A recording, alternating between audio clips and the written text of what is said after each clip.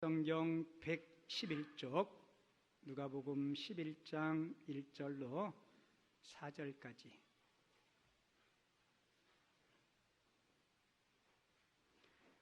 한 절씩 교독하겠습니다.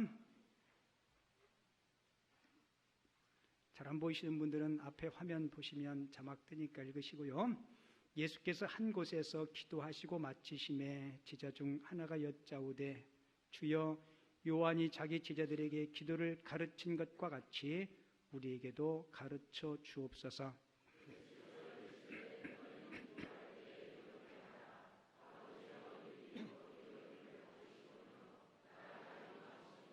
삼절 4절 같이 읽습니다. 우리에게 날마다 일용할 양식을 주시옵고 우리가 우리에게 죄 지은 모든 사람을 용서하오니 우리 죄도 사하여 주시옵고 우리를 시험에 들게 하지 마시옵소서 하라. 아멘. 같이 한번 해보겠습니다. 주여 기도를 가르쳐 주옵소서. 오늘 설교 제목인데요, 여러분들만 한번 복창하시기 바랍니다. 시작. 주여 기도를 가르쳐 주옵소서. 기도가 아니요, 그만해도 돼요. 기도가 쉽나요, 어렵나요? 어려워요? 여러분 숨 쉬는 호흡이 쉽나요, 어렵나요? 만약에 어려우면 빨리 병원에 가보셔야 됩니다. 성경은 기도를 정의할 때 기도는 영혼의 호흡이라 했습니다. 그런데 우리가 기도를 어렵게 생각하는 이유는 기도의 훈련이 제대로 되어 있지 않기 때문에 그런 것 같아요. 여러분들이 교회를 처음 오시면 오늘 예배당에 처음 들어오셔서 가장 먼저 하신 일이 아마 기도일 겁니다. 제가 부교육자로 청년부를 섬길 때 있었던 일인데요, 어느 청년이 이 교회를 처음 나오기 시작했어요.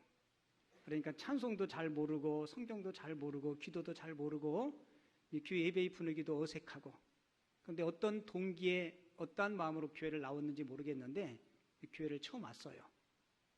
와서는 한 주, 두 주, 석주 빠지지 않고 성실히 잘 참석하더라고요.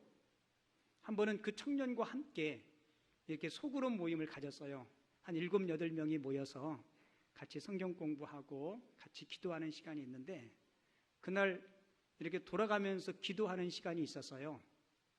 먼저 신앙생활 오래 했던 다른 지체와 청년들은 기도를 잘 하는데 혹시 제 마음에 걱정이 생긴 거예요. 혹시 자기 차례가 됐을 때 기도의 말문이 막혀서 그것 때문에 또 교회와 멀어지면 어떡하나, 이 걱정이 되는데, 제가 그래서 기도하기 전에 그 아무개 청년 기도할 수 있겠어요? 그랬더니 그 청년이 하는 말이 한번 해볼게요. 그리고는 그 청년의 차례가 됐는데 기도를 시작하는데, 저는 그 청년 기도할 때 그 청년을 위해서 기도했어요. 그렇지 않겠어요? 그죠? 근데 그 청년이 이렇게 기도했어요.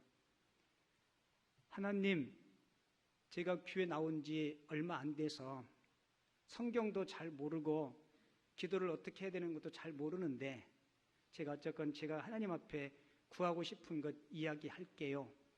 그러면서 진솔하게 쭉 이야기하는 거예요. 그러면서 그 중간에 솔직히 제가 교회 나온 목적 중에 하나가요, 저 장가 가고 싶어서 왔는데요. 솔직해요, 안 해요? 그잖아요. 그래서 듣는 우리 모두도 다 공감했어요. 그죠? 제가 마음에 근심하다가 그래도 기도가 참 진솔하다. 그리고는 내 생각보다 꽤 길게 주절주절 이야기했어요. 그리고는 기도를 마칠 때 이것으로 기도를 마치겠습니다. 그리고 기도를 마쳤어요. 여러분, 이 기도가 올바른 기도인가요? 아니요, 어쩌면 기도의 내용은 진솔하게 이야기했을지는 모르지만 이 기도는 올바른 기도가 아닙니다. 이 청년이 왜 이렇게 기도했을까요? 그렇죠.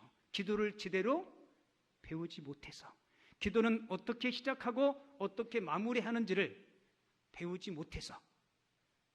여러분, 그런 의미에서 보면 기도는 누구나 할 수 있는 게 아닙니다.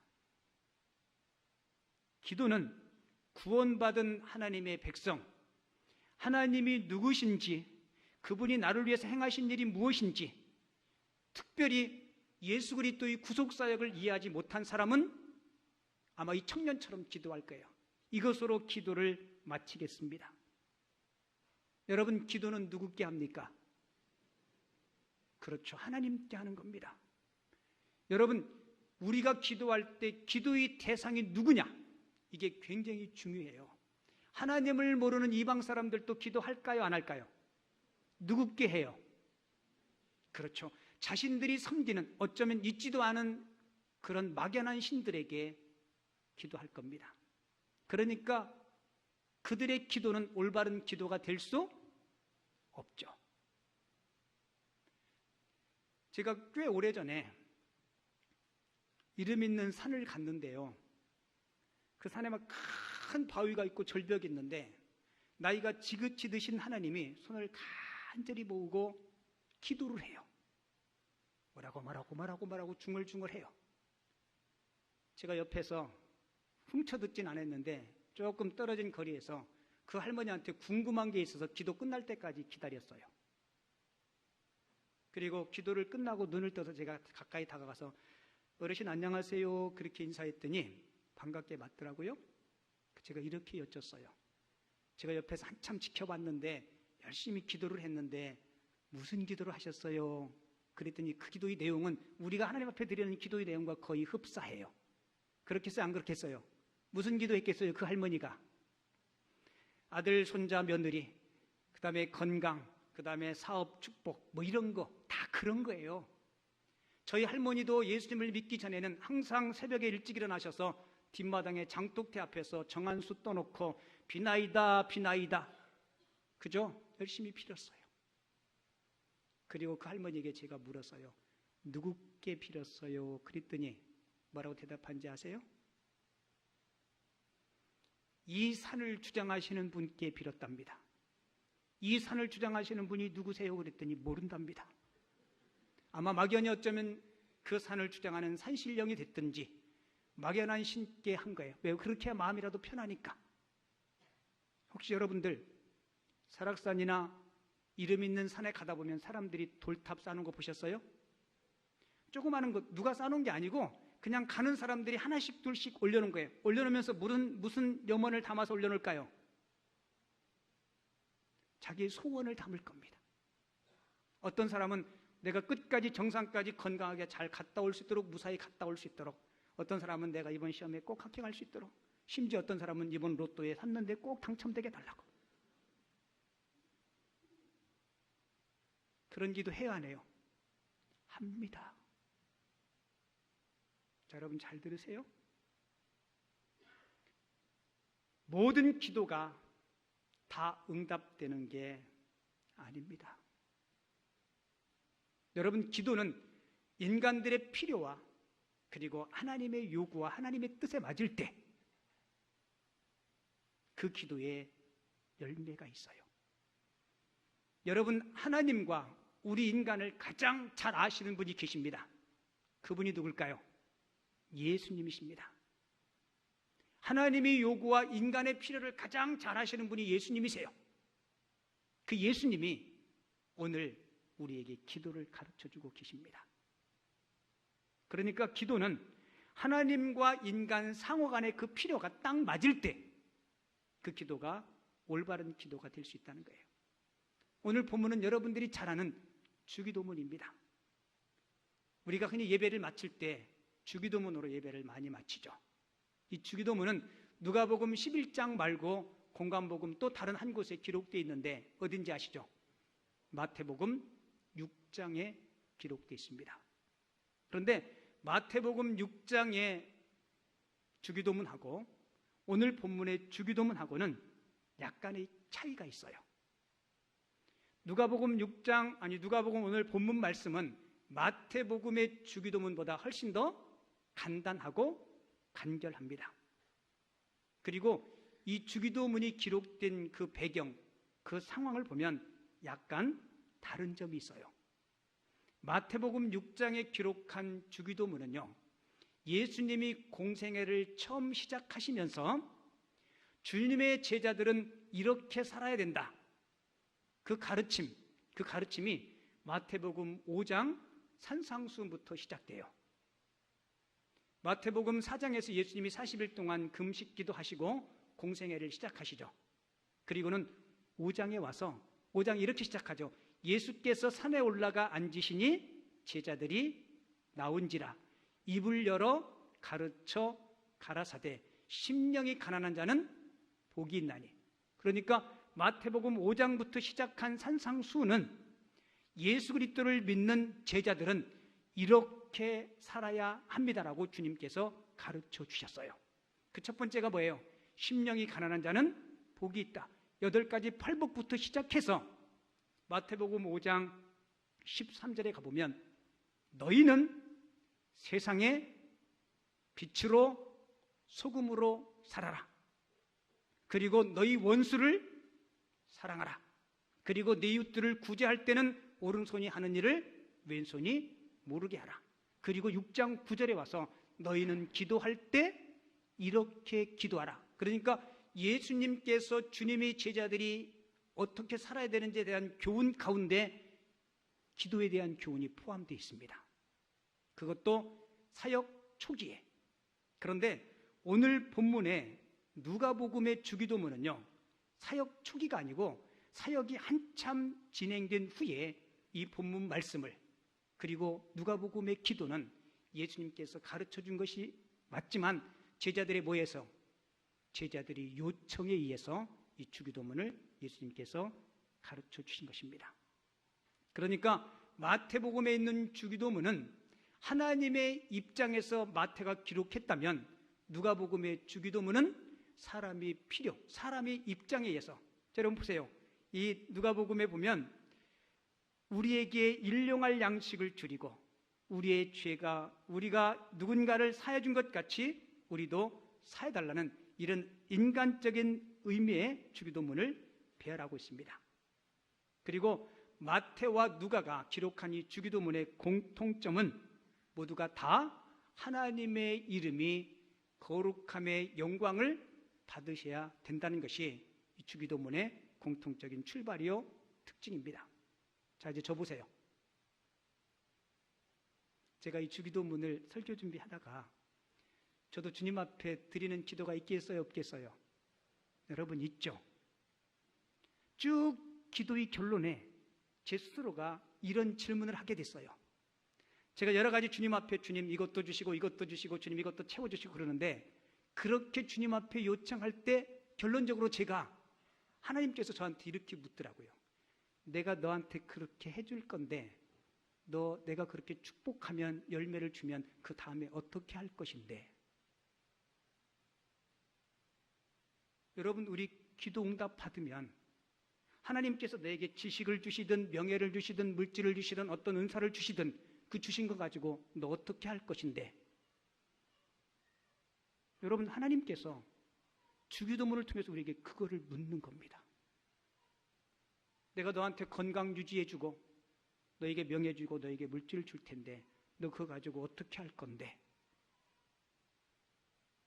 여러분, 우리 기도할 때 하나님께서 여러분들에게 어떠한 열매를 주실 때 하나님의 그 질문을 저와 여러분들이 마음판에 두셨으면 좋겠습니다.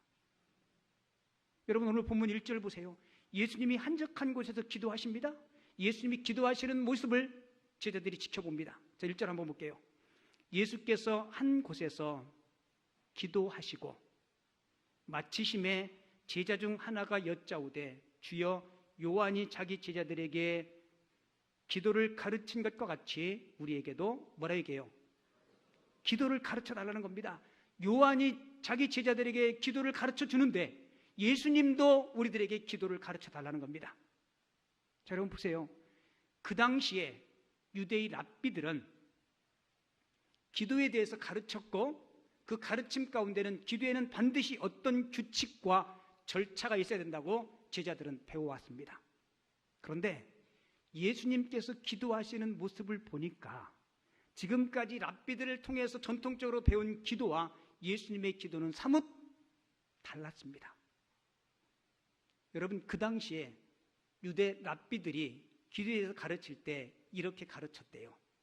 기도에는 특별한 규칙이 있는데, 첫 번째, 옷은 어떻게 입어야 하는지, 그리고 기도할 때 자세는 어떻게 취해야 하는지. 여러분, 기도할 때 자세 어떻게 취해야 돼요? 무릎 꿇고? 여러분들은 주저앉아서 기도하잖아요. 손을 모으고, 그죠? 여러분, 무릎 오래 꿇으면 기도 오래 못해요. 무릎 아파서. 도가니가 아니지. 관절 아프신 분들. 잘 보세요. 우리가 무릎 꿇고 두 손을 모으는 것은 하나님 앞에 최소한 겸손한 자세를 갖추는 거죠. 그죠? 여러분, 그렇게 하면 좋습니다. 근데 그 율법이 되면 안 돼요. 잘 보세요. 기도할 때 옷은 어떻게 입고 자세는 어떻게 취하고, 심지어 그들은 기도할 때 몸을 앞으로 어느 정도 흔들어야 되는지, 그리고 기도할 때 읍조와 가락은 어떻게 맞춰야 하는지, 이런 것들을 다 가르친 거예요. 그리고 최소한 기도는 하루에 3번 정도 하는 것이 좋고, 그리고 더 놀라운 것은 율법에 하나님 앞에 입을 함부로 놀리지 마라, 하나님 앞에 입을 함부로 열지 말라, 그 계명 때문에 유대인 랍비들은요, 기도를 가르칠 때 8가지 기도문을 작성해서 그것을 가르쳤답니다. 그러니까 이 범죄에서 벗어나지 말라는 거예요. 그러니까 랍비들을 통해서 기도를 배운 사람은 기도가 몇 가지예요? 8가지. 그 중에 몇 번째를 택해서 읍주에 맞춰서 앞뒤로 흔들면서, 만약에 그 규칙에서 벗어나면 뭐예요? 기도 잘못하는 것이라고 정죄했습니다. 지금까지 그렇게 배워왔던 제자들이 예수님이 기도하시는 모습을 봤어요. 그런데 예수님의 기도는 형식적으로 몇 마디를 하고 많은 기도가 아니었습니다.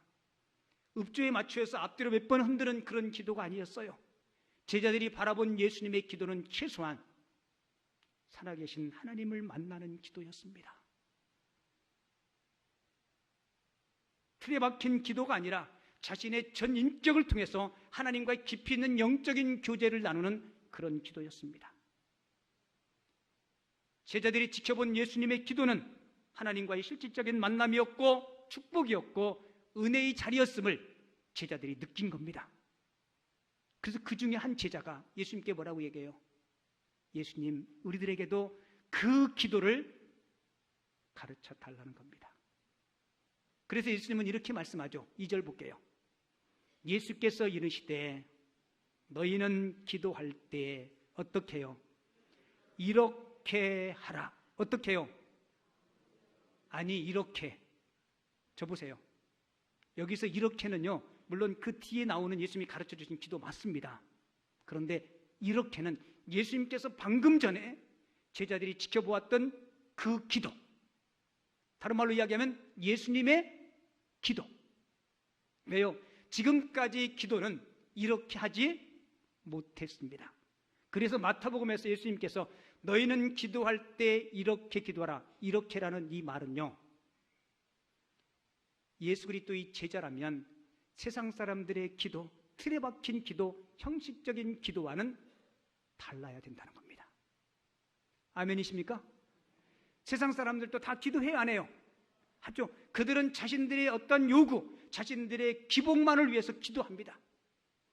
물론 하나님을 섬기는 저와 여러분들이 복을 비는 기도해야 안 해요? 여러분, 합니다. 창세기부터 계시록까지 우리가 복을 비는 기복적인 기도해요. 하지만 기독교는 기복주의로 빠지면 안 됩니다. 아멘이십니까? 예를 들어서 하나님께서 우리가 열심히 기도했는데 하나님이 우리들의 기도, 우리들의 평안과 안일함이 아니라 너 나를 위해서 너 헌신할 수 있겠니? 나를 위해서 너희 것을 좀 양보할 수 있겠니? 심지어 나를 위해서 내 목숨까지 드릴 수 있겠니? 여러분, 온전한 기도는요, 나의 욕구만을 채우는 것이 아니라 나를 향하신 주님의 뜻을 깨닫는 것임을 꼭 기억하시기 바랍니다. 이번에 선교지 여행하면서 중세시대 때 교부였던 사브나롤라, 이분이 화형당해서 생을 마쳐요. 여러분, 중세가 엄청나게 기독교가 많이 부패하고 타락하지 않습니까? 이분이 신랄하게 하나님의 말씀을 가지고 그 당시에 로마의 교황청과 타락한 사제들과 그 당시의 교회들을 신랄하게 하나님의 말씀으로 질책을 합니다. 우리 회개하지 않으면 하나님의 재앙이 임할 것이라고. 그러면서 정면으로 로마의 교황청에 도전할 때 교황이 여러분 내비두겠습니까? 여러분 그때 교황이 황제를 임명할 때 엄청난 힘을 가지고 있었을 때예요. 많은 의식이 있는 성도들은 사보나놀라를 추종하고 그의 설교를 들었습니다. 교회가 몇 터지게 부흥하는 거예요. 그러니까 여론을 무시할 수 없는 교황이 은밀하게 그에게 찾아가서 협상을 요구했습니다. 내가 당신에게 추기경 자리를 줄 테니까 앞으로 그런 비판적인 설교하지 말라고. 여러분 결국은 사보나놀라는 하나님 편에 섰습니다. 당신이 아름다운 면류관의 영광의 관을 내 머리에 세운다 하도 나는 그리스도의 십자가의 피를 내가 머리에 이겠다라고.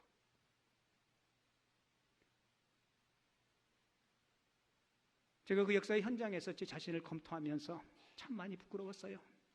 아마 여러분들도 마찬가지일 겁니다. 여러분 우리가 기도를 배우면서 너희는 이렇게 기도하라. 여러분 예수님 보세요. 예수님은 하나님이십니다.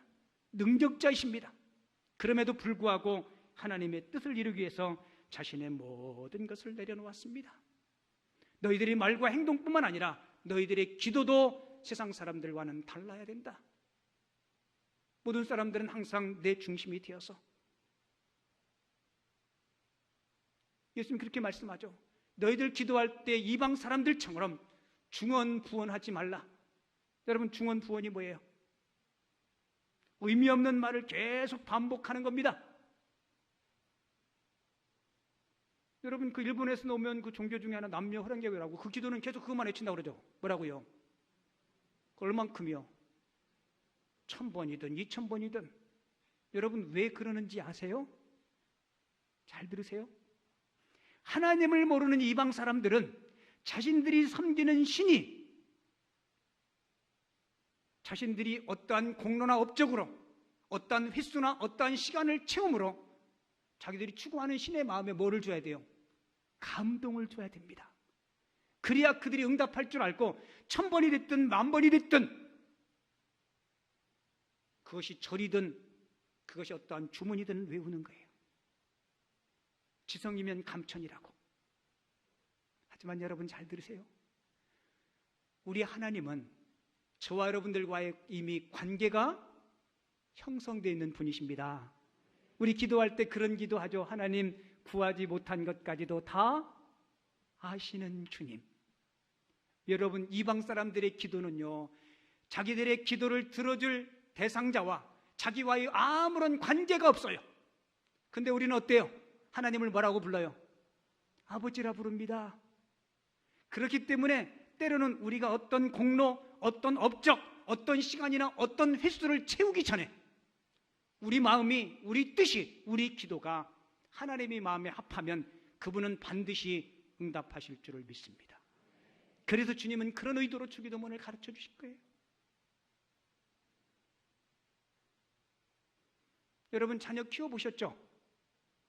어린 자녀들이 똥 싸고 울어요, 안 울어요? 왜 울어요? 불편하니까. 그러면 엄마 아빠가 엥 소리만 나도 기가 막히게 알아요. 얘가 배고파서 우는지 똥 싸고 우는지. 무슨 소리만 나면? 엥 소리만 나면. 여러분 예배 드리다가 밖에서 애 울죠? 애기 엄마들 많은데 한 엄마만 튀어나가요. 누구예요? 자기 새끼 울음소리는 기가 막히게 알아. 내가 듣기에는 다 울음소리가 그 울음소리 같은데. 왜요? 내 새끼니까. 혹시 여러분들 기도하실 때 이렇게 기도하시나요? 전능하신 하나님, 이 지구촌에 예수 믿는 사람이 많사오니 제가 누군지 잘 모를 것 같아서 저는 충남 홍성군 갈산면 상촌리에서 출생해서 지금은 김포에서 목회하고 있는 송영한 목사입니다. 그렇게 기도하시나요? 아니요, 그냥 냅다 뭐라고 얘기해요? 하나님 아버지! 저희 어머님이 권사님이셨는데요, 기도를 참 많이 하셨어요. 제가 가끔 어머니한테 생전에 전화하면 어머니 그러면 막내구나. 그럼 제가 농담으로 아니 그렇게 많은 자식 중에 제가 막내인지 어떻게 알아요? 알아요 몰라요? 30명이면 모를까요?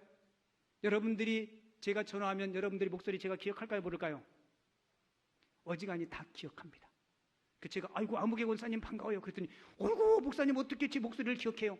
제가 솔직히 이야기하죠. 여기에 이름과 사진이 뜹니다. 요즘 사진도 뜨고 이름도 뜨고 다 뜨잖아요. 근데 여러분, 우리 하나님은 우리 아버지 되시기에 우리가 그분을 굳이 감동시키지 않아도 우리 어린 자녀들이 똥 싸고 애 물면 물로 씻어주고 물티슈로 닦아주고, 그리고 또 뭐예요? 그 냄새나는 똥구멍 다 입으로 풀어서. 제 이야기가 틀리나요? 아니요. 습진 생길까봐 다 붙여주고 거기다가 품 발라주고. 여러분, 그게 아버지 아닌가요? 근데 우리는 때로는 착각해요. 내가 주님 앞에 헌신해야, 내가 주님 앞에 많이 헌금해야, 예배해야 그분이 나의 아버지시고 나의 응답을 들어주신다고. 아니요. 여러분들이 주님 앞에 헌신하는 이유가 뭐예요? 내가 이거 해야 하나님이 뭐 주기 때문에 그거 하나요? 아닙니다. 우리는 때로는 잘못되게 순서가 바뀌게 우리가 하나님께 받은 그 은혜에 감사해서 우리가 찬양하는 것이고 헌신하는 것이고, 내가 주님 앞에 더 열심히 봉사하고 헌신하면 그 모습 보는 아버지의 마음이 어떻겠어요? 여러분, 엄청나게 기뻐서 내가 입술을 열기 전에도 나의 필요를 아시는 그 하나님께서 채워주실 줄을 믿습니다. 이게 주님께서 가르쳐 주신 기도예요. 여러분, 우리는 주기도문을 통해서, 제가 앞으로 몇 주 동안 주기도문을 설교할 건데요, 우리는 이 주기도문을 통해서 하나님의 뜻을 좀 발견했으면 좋겠습니다. 우리의 기도의 궁극적인 목적이 뭡니까? 나의 필요를 채우기 전에 하나님을 영화롭게 하는 것, 하나님의 이름을 높여드리는 것, 그것이 우리의 기도의 궁극적인 목적임을 꼭 기억하시기 바랍니다. 그리고 마지막 결론, 여러분, 신앙인의 생활은 곧 기도 생활이에요.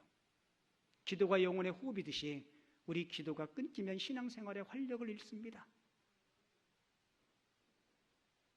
그리고 우리는 예수님께서 하셨던 그 기도를 통해서 도전받았으면 좋겠어요. 여러분, 예수님이 어떤 분이세요? 전지전능하신 분이십니다. 예수님이 하나님이세요. 그럼에도 불구하고 그 예수님도 하루도 하나님 앞에 기도하지 않고는 승리할 수 없음을 알기에 새벽 기도도 하시고 철야 기도도 하시고 금식 기도도 하셨어요. 하물며 저와 여러분들은 어때요? 허물 많은 죄인이에요. 내 코끝에 호흡 하나도 내 마음대로 조절할 수 없는 연약한 인생들입니다. 그럼에도 불구하고 하나님의 능력을 덧입는 기도를 하지 않는다면 간이 밖으로 외출한 거예요.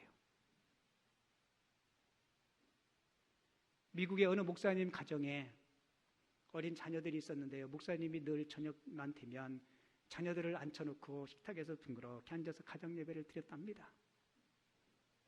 성경을 읽고 찬송을 하고, 하루는 목사님이 성경을 읽고 성경 이야기를 자녀들에게 들려주는데요, 사무엘상 17장에 있는 다윗과 골리앗 이야기를 자녀들에게 해주는 거예요. 얘들아, 이스라엘에 다윗이라는 소년이 있었단다. 양을 치는 목동이었는데 얼마나 신앙이 좋고 용감했는지 몰라. 근데 때마침 그 나라에 전쟁이 있어서 블레셋이라는 나라에 큰 장군 하나가 있었는데 그 이름이 뭐예요? 골리앗인데 내가 잘 아는 아무개 농구 선수보다 키가 더 컸단다. 여러분, 요즘 농구 선수들 키 크면 얼마나 돼요? 2m가 넘어요. 그런데 이 골리앗은 거의 3m에 가까운 293cm란다. 그랬더니 아이들이 세상에 그렇게 큰 놈도 있어요. 근데 그 골리앗이 이스라엘 군사들 앞에서 하나님을 업신여기고 백성들을 조롱하는 이야기를 쩌렁쩌렁 하는데 어느 누구도 그가 무서워서 그 앞에 서는 사람이 없었단다. 근데 때마침 형님들에게 도시락 갖다 주려고 했던 다윗이 그 이야기를 듣고 다윗이 손에 일이나 늑대를 쫓는 물매 있죠, 물매. 이 물매를 가지고 골리앗 앞에 서서 이렇게 이야기했단다. 너는 칼과 창으로 그 앞에 서 있지만 나는 내가 믿는 만군의 여호와 이름으로 네 앞에 나가겠다. 얘들아, 다윗이 얼마나 용감하니? 그랬더니 그 이야기를 듣던 7살 먹은 아들이 아빠, 제 생각에는 다윗보다 골리앗이 더 용감한 것 같아요. 왜? 그랬더니 아들이 하는 이야기가 아빠 한번 생각해 보세요. 다윗은 최소한 전지전능하신 하나님의 함께 하심을 믿으니까 용기가 생기는데 그 블레셋 장군 키 큰 놈은 하나님도 없는데 그거 허세 부리는 거 아니에요? 여러분 어쩌면 저와 여러분들이 골리앗과 같은 그런 마음 가지고 기도하지 않는지 모르겠어요. 아마 여러분들 아침에 눈 뜨면 기도하실 겁니다. 저녁에 잠자리에 들기 전에 기도하실 거예요. 우리는 무시로 기도합니다. 저는 정말 무시로 기도해요. 어떤 때는 화장실에 앉아서 힘쓰면서 기도하면서 하나님 죄송해요 냄새 풍겨서 그러면서 기도해요. 그리고 마지막 결론, 우리는 하나님 앞에 진솔하게 기도하지만 그 기도대로 살지 못해요. 여러분 진실한 기도는 예배당에서 여러분들이 마음과 입술로 드리는 기도로 끝나면 안 됩니다. 주님 내가 이웃 사랑하겠습니다. 주님 내가 용서하겠습니다. 내가 주를 위해서 헌신하겠습니다 라고 기도했으면 여러분들이 예배당 밖을 나가서 삶에서 여러분들이 기도가 삶으로 열매 맺을 때 그것이 진정한 기도인 줄을 믿습니다. 그래서 우리 하나님 앞에 기도할 때 주님 그렇게 살고 싶은 열망과 의지는 있지만 그렇게 살 용기가 없사오니 하나님 나에게 성령 충만함을 주셔서 행동으로 나의 기도를 표현할 수 있는 하나님의 사람 되게 달라고. 여러분 그게 주님 영광을 위해서 하는 기도입니다.